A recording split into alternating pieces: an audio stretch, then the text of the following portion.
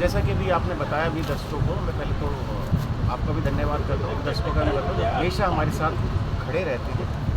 और पीछे आपने देखा देश के अंदर युद्ध के बादल मंडरा रहे थे। उससे पहले सीएम साहब आए थे, तो पुलिस प्रशासन ने हमें नम्र निवेदन किया था कि आप मशाल यात्रा ना निकालें, क्योंकि वहाँ एग्ज़ाम भी थे 5 नंबर में, हमने पोस्टपोन कर दी थी। अब युद्ध के हालात को देख के हमने पोस्टपोन करते कि देश हित सबसे बड़ा है, ये घरेलू समस्या है, इनका निदान आज नहीं तो कल होगा ही होगा। हमें पूरा विश्वास है कि जब बहुत जल्द सरकार इसके ऊपर जो है संज्ञान भी लेगी और ज़मीन पे काम भी शुरू होगा। तो उसी हमने जो मशाल यात्रा स्थगित की थी, स्थान वही रहेगा। इस रविवार को शाम 6 बजे 4-5 चौक से लेके डेजी डेयरी है 5 नंबर NIT, वहाँ तक हमारी मशाल यात्रा जाएगी। और आपको जान के बड़ा खुशी भी होगी कि आम जनता की सहभागिता इस बार आपको और भी ज़्यादा देखने को मिलेगी। जनता त्रस्त है, सरकार उसको समझ नहीं रही, इसकी अहमियत इस युद्ध के माहौल के अंदर भी अगर इनको नहीं समझ आई कि इमरजेंसी सर्विस, स्वास्थ्य सुविधाएं कितनी ज़रूरी होती है देश के लिए, देश की रीढ़ की हड्डी का काम करती हैं, आपदा की स्थिति में लोगों की जान बचाने का काम करती है। अब भी अगर ये गंभीर नहीं होते तो युद्ध रुक गया है, रुक गया, लेकिन अगर जारी रहता तो ईश्वर का जो कृपा दृष्टि बनी रही, जो दिल्ली की तरफ उन्होंने मिसाइल फेंकी थी जिसको सिरसा में डिस्ट्रॉय कर दिया गया था, अगर वो दिल्ली के आसपास के एरिया में गिरी थी तो हम कैजुअलिटी को संभालने लायक नहीं हैं। यहाँ पे कोई ऐसे संसाधन ही नहीं है कि लोगों की जान बचाई जाए। सरकार ने यहाँ पे जो है लोकल प्रशासन ने मॉक ड्रिल की, वहाँ भी ये सवाल उठाया था पत्रकार साथियों ने भी कि चलिए कहीं आग लग गई या कोई बम गिर गया, हम घायलों को जब अस्पताल उठा के लाएंगे उसके बाद उनका क्या होगा? क्या ये नॉर्मल सारी फैसिलिटी बंद करके सिर्फ आपदा के लिए किया जाएगा जैसे कोविड में किया था? तो कोविड में आपको जान के हैरानी होगी, लोग कोविड से कम मरे थे। जो जनरल पेशेंट थे, जिनकी सर्जरी पेंडिंग थी, जिनको और बीमारियाँ थी, वो ज़्यादा मरे क्योंकि उनको वहाँ इलाज ही नहीं मिला। प्राइवेट के सेक्टर में भी और सरकारी में भी सिर्फ कोविड के पेशेंट को देखा गया था उसमें। इसी वजह से यहाँ 99 बेड की एक्सीडेंटल इमरजेंसी बनी, जिसकी हालत इतनी दयनीय है। ऑक्सीजन प्लांट भी इसीलिए लगा था कि कोई इमरजेंसी आती है तो हम उसको हैंडल कर सकें। परंतु आज देखेंगे ऑक्सीजन प्लांट बंद पड़ा हुआ है, जो डिजिटल में एक्सरे मशीन आई थी वो खराब पड़ी हुई है, और इन्वर्टर वायर चोरी हो, चोरी तो एक नॉर्मल चीज़ है। यहाँ तो आप देखिए वेंटिलेटर तक चोरी हो जाते हैं। RTI में एक भ्रामक जानकारी देते, कभी बोलते 38 वेंटिलेटर आए थे, कभी बोलते 33 आए थे। चलो वो विषय आज नहीं है, आज विषय ये है कि सरकार इस पर गंभीरता दिखाए। जनता में बहुत आक्रोश है, ऐसा ना करें कि जनता को सड़कों पे खुल के आना पड़े। और दूसरी बात, आपके चैनल के माध्यम से एक और बात बता दूं, जितने ये मंत्री विधायक हैं या अधिकारी हैं, इनको शासन चलाने के लिए बिठाया गया, शासन करने के लिए नहीं बिठाया गया। ये भूल जाते हैं कि आप जनसेवक हैं, ये राजा बन जाते हैं थोड़े दिनों के अंदर। और इनको संविधान के दायरे में रह के समझ होनी चाहिए कि जिस आप देखें ना सार्वजनिक निगमों का ऑफिसर, कोई भी सरकारी ऑफिस है, वो हमारे टैक्स के पैसे से बने। उसके अंदर जो AC चल रहा है, हमारे खून पसीने की मेहनत, जब मजदूर सड़क पे काम करता है ना, पसीना बहाता है, तो यहाँ AC चलती है। तो उसकी अहमियत समझनी चाहिए इनको कि आप जनसेवक हैं, जनसेवक की तरह रहें। और जनता के दुखों को दूर करने के लिए आपकी यहाँ नियुक्ति हुई है, चाहे PMO हो, चाहे CMO हो, चाहे स्वास्थ्य मंत्री हो, चाहे CM हो, आपको नियुक्त किया गया है। आप मालिक नहीं है, जनता ने चुन के भेजा कि आप उनकी सेवा, उनको लगा कि आप बेहतर तरीके से कर सकते हैं, इसलिए आपको चुना गया, आपको विश्वास जताया गया। आप विश्वास पे, भरोसे पे खरे उतरे। और यहाँ जो जन समस्याएँ हैं, जैसे हमने पहले भी बोला कि चाइसा मेडिकल कॉलेज में आज भी OT और ICU फंक्शन नहीं हुआ, BK के अंदर सुपर स्पेशलिस्ट डॉक्टर नहीं आए, मोर्चरी के ऊपर किसी ने भी कोई अपग्रेड का कोई ध्यान नहीं दिया, मेंटेनेंस के अभाव में करोड़ों रुपए की मशीनें बंद पड़ी हुई हैं। ये बहुत बड़ी समस्या है हमारे हार्ट सेंटर भी बंद हो गया। देखिए अभी पीछे 2 महीने से ज़्यादा हो गया, वहाँ पे पहले डॉक्टर नहीं था, पहले इन्होंने चिट चिपका दी कि 1 हफ्ते बाद आएगा, 1 हफ्ते बाद डॉक्टर मिले, लोगों को ऐसे ही गुमराह करते रहे। जबकि आपको जान के मतलब और भी हैरानी कि पूरे लोकसभा क्षेत्र के अंदर ये इकलौता एक PP मोड पर चलने वाला हार्ट सेंटर था जिसमें गरीबों को राहत मिली थी, जिसमें सिंगल स्टंट और एंजियोग्राफी के साथ 49,000 में चलता। और आपको एंजियोग्राफी 3900 रुपये में होती थी, जो बाहर आप 15 से 18,000 से कम नहीं होती। तो जनता को राहत मिल रही थी, उस राहत को बरकरार नहीं रख पाए ये लोग। मरीज तो परेशान थे ही थे, अब स्टाफ भी परेशान। देखिए अब इन्होंने एक और नई चीज़ कर दी थी। अभी पीछे जब हम गए थे तो हमने जाके देखा वहाँ पे कि जो वहाँ का स्टाफ है उनको दूर दूर ट्रांसफ़र कर दिया। यानी इनकी पूरी मंशा ये है कि इसको ताला लगा दिया जाए।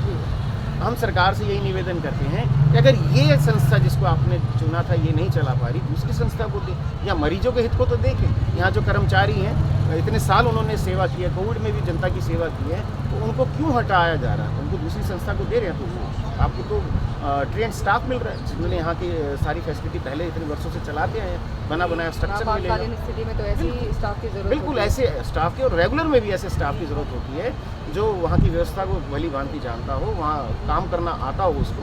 अब दोबारा से नया स्टाफ भर्ती करेंगे से शुरू करने वाले। बड़ा वो सिरे से बहुत लंबा हो जाता है। तो दूसरा, इतने वर्ष उन्होंने काम किया तो इसका पारितोषिक के बदले में आप उनको यहाँ से निकाल दें। आपको तो उनको शाबाशी देनी चाहिए थी कि आपके जो सेंटर को उन्होंने इतने साल सेवा की है, इतने अच्छा काम किया कि आपका सेंटर जो है हरियाणा के अंदर दूसरे नंबर पे आ रहा है। और पूरे फरीदाबाद में आप देखेंगे मेट्रो के बाद सबसे ज़्यादा स्ट्रेंथ बीके में डल रही है। तो इतना अच्छा यहाँ के स्टाफ ने काम किया, तो आप उनको प्रोत्साहन देने की जगह यहाँ से दूसरे कठोर शब्दों को खदेड़ रहे हैं, आपके यहाँ से भगा रहे हैं उनको यहाँ से। आप देहरादून पोस्टिंग दे रहे हैं, आप जमशेदपुर दे रहे हैं, इतनी दूर क्या कोई महिला जॉब करने जाएगी अपना परिवार छोड़ के? जिसके साथ छोटे छोटे बच्चे बिल्कुल परिवार है पूरा, छोटे बच्चे हैं, कोई प्रेग्नेंट है, कोई छोटे बच्चे हैं, कईयों की उम्र ही बेचारे इतनी नहीं है। क्या इतनी सी सैलरी के अंदर दूसरे स्टेट भेज रहे हैं आप? यहाँ फरीदाबाद में कर रहे होते तब भी हमें समझ आता, चलो इधर की जगह आपने छाया सा वहाँ की मोड़ में शुरू कर रहे हैं, कहीं और तो वहाँ समझ आता था। आप तो स्टेट ही बदल, बहुत दुखदायी स्थिति है। अगर इसके ऊपर भी सरकार ने संज्ञान नहीं लिया, इसके लिए भी पत्राचार किया जाएगा। जबकि हमने अपने तौर पर जितने उच्च अधिकारी हैं, चाहे हेल्थ डीजी साहब हैं या डीसी साहब हैं, सबको व्हाट्सएप के द्वारा सूचना भेज चुके हैं और आगे देखते क्या होगा।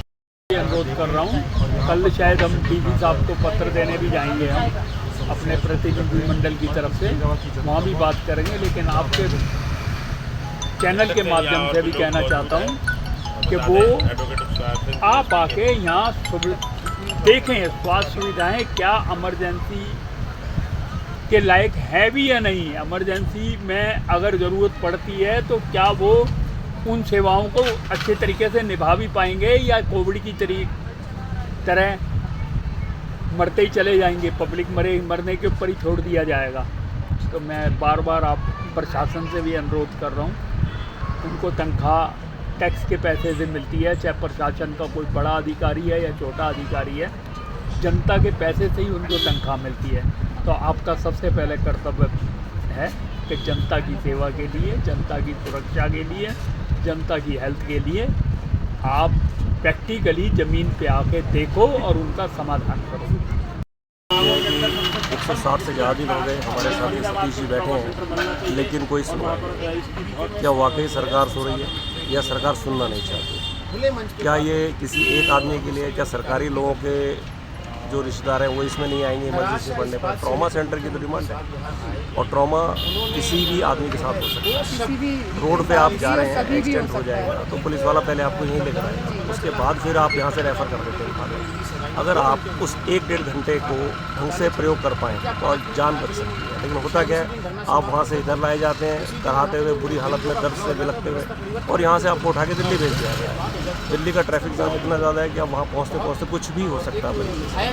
तो हमारी सरकार से डिमांड है, कृपया ट्रॉमा सेंटर को जल्दी से जल्दी तैयार करें। और ये सबके लिए है, ये बीजेपी, कांग्रेस, हर पार्टी के आदमी के लिए। ये किसी हम पार्टी के विशेष के लिए नहीं काम कह रहे, सबके लिए कह रहे हैं। सरकार को इस पर संज्ञान लेना चाहिए। और जो ट्रॉमा सेंटर की जो मांग है जनता की, फरीदाबाद की जो अभागी जनता है, जो पुरानी जो कि मुश्किल जनता है, जो त्रासदी को झेल रही है, जो यहाँ पर एक्सीडेंट होने के बाद इलाज नहीं हो पाता है, ट्रॉमा सेंटर बनाने की मांग को पूरा किया जाए। अभी तो ये बहुत प्यार से सब कुछ हो रहा है। अगर ये जनता विद्रोह में आ गई तो समझो सड़कें जाम हो जाएंगी। और अभी कुछ दिन पहले ऊपर जो यहाँ पर मेडिकल सेंटर है, हार्ट सेंटर, उसको भी बंद कर दिया गया है, जिसके 60 जो कर्मचारी हैं उनको यहाँ से शिफ्ट किया गया है देहरादून, झारखंड। अब बताइए यहाँ पर एक महिला कैसे जाएगी यहाँ से हरिद्वार, ऋषिकेश, झारखंड, वो भी जॉब करने के लिए, वो भी कुछ हल्की सी सैलरी में। तो आप यहाँ पर इस फैसिलिटी देने के बजाय यहाँ से उसको उजाड़ा जा रहा है। जो इलाज सस्ता होता था अब वो और कठिन हो चुका है। तो निवेदन है कि इसको ट्रॉमा सेंटर की संज्ञान में लिया जाए और जनता की मांग को पूरा किया जाए। ये बड़ी दुख की बात है। जिले के अंदर एक ही सिविल अस्पताल लगभग 6 महीने होने को है, सरकार को दिखाई नहीं दे रहा और ये लोग राजशाही बंद करें और जनता का जो पैसा है उसको सही तरीके से सही जगह उसको यूज करें और ना कि अपने पर्सनल घोटालेबाजी करें ये लोग। और ये जो मांग है ये जनता के लिए है तो इसको जरूर सुनना चाहिए और जल्दी करना चाहिए। और सतीश जी ने जो अगुवाई करी है, जैसे रणनीति बनाएंगे हम साथ हैं और जो भी इसका लाभ मिलेगा जनता को मिलेगा। अगर ये करवाते हैं, इसको मानते जितना जल्दी उसमें इन्हीं की भलाई इन्हीं की तारीफ होगी। और नहीं कर रहे हैं जनता का पैसा, हमारा पैसा हमारा ही हक मार रहे हैं और हमारे पैसे से इनको नहीं पता कि आपकी तनख्वाह भी हमारे पैसे से ही जाती है, फरीदाबाद के टैक्स पेयर से जाती है। तो आप जिंदगी भर के लिए नहीं है, 5 साल के लिए होंगे, इसी में अच्छा काम कर जाइए। आपको अच्छा मौका मिला है, जनता ने आपको चुना है तो आप जनता द्वारा चुना ना, जनता के लिए चुना, उसके सामने जन समस्या